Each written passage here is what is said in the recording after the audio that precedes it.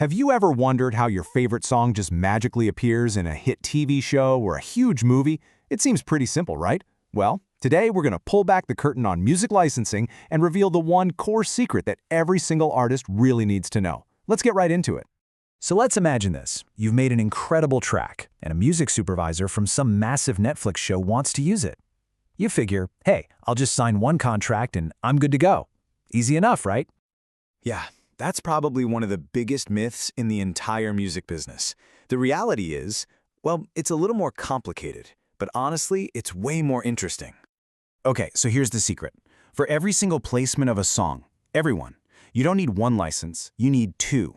This single idea is the absolute key to understanding how you get paid and, just as important, who has control over your music.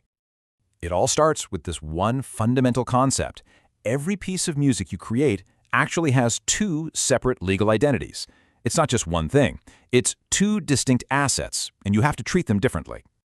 So how does this actually break down? Well, on one side, you have the master recording. That's the actual audio file, the specific version that people hear, your MP3, your WAV file. But on the other side, you have the composition. That's the song itself. It's the lyrics, the melody, the chords, basically the creative DNA of your track. And any TV show wanting to use your music needs permission for both of these things. And since there are two sides to every song, it makes perfect sense that there are two licenses you need to use them. So, let's take a look at what they are. All right, first up is the master use license. This one gives a show permission to use the specific recording of your song. It basically answers the question, can we use this version? Now, this license is controlled by whoever owns the master recording. Usually that's a record label, or if you're an independent artist, it's you. Then, second, you have the sync license. Sync is just short for synchronization, and this license gives them permission to pair the underlying composition, the song itself, with their visual media. This one answers the question, can we use this song? And this right, that's controlled by the publishers and the songwriters. So let's just nail this down. The master use license is for the recording, and it's controlled by the master owner. The sync license is for the song, and it's controlled by the publisher or the songwriters. And let me be perfectly clear, you absolutely 100% need both. One without the other is useless. Okay, so theory is great and all, but let's see how this actually plays out in the real world. This is where it all comes together and starts to make sense. So here's the proper successful way it works. That Netflix show absolutely loves your track. First, they reach out to whoever owns the master. That's your label, or maybe it's you, to get that master use license. At the exact same time, they're reaching out to your publisher to get the sync license. It's only when both of those parties agree and sign the paperwork that the placement is a done deal. But what if they screw up? What if they get permission to use your recording, but they forget to get permission for the song itself? Oh, the consequences are huge, seriously. The songwriters or their publishers can completely block the whole thing. They can demand way more money, or they can even sue for copyright infringement. In that scenario, they hold all the cards. This actually explains something you've probably heard a million times. Ever hear a song in a commercial that sounds almost identical to a famous hit, but you can tell it's a cover?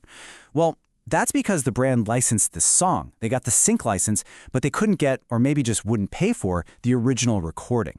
So they had to hire some musicians and just re-record it themselves to get around needing that master use license. So this brings us to the two things every artist really cares about most, right?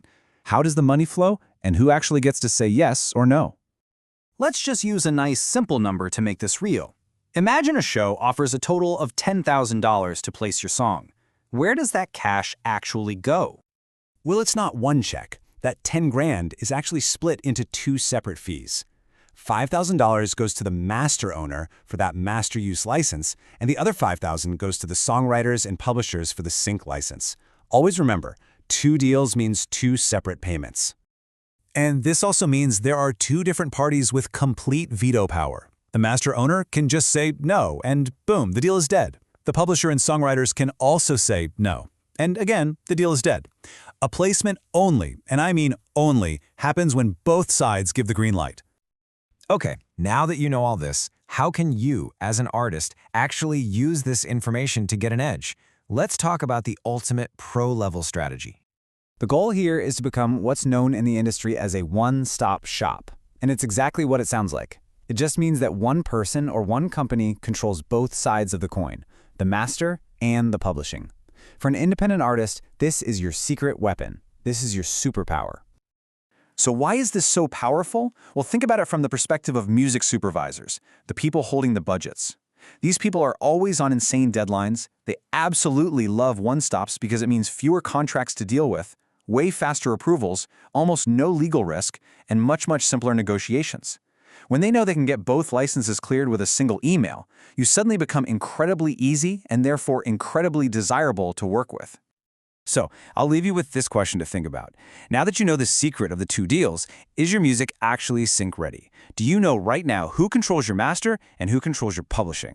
Because really understanding this is the difference between just sitting around hoping to get lucky and actually building a real strategic plan for your career in sync.